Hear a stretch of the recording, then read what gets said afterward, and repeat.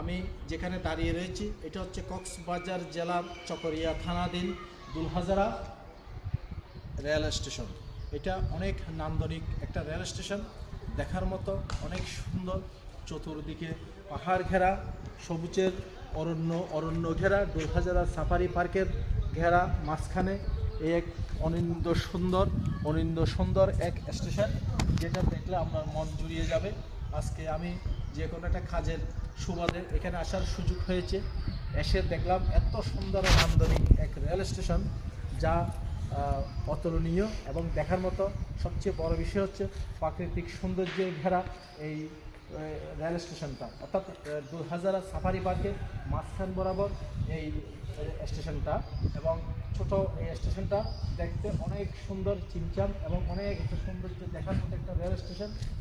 যারা ভ্রমণ পিপাসু এবং যারা পাহাড় এবং পার্ক পছন্দ করেন, তারা এখানে দুলহাজারা সাফারি পার্কে আসলে এই রেল স্টেশনটা দেখে যেতে পারেন এবং ঘুরে যেতে পারেন।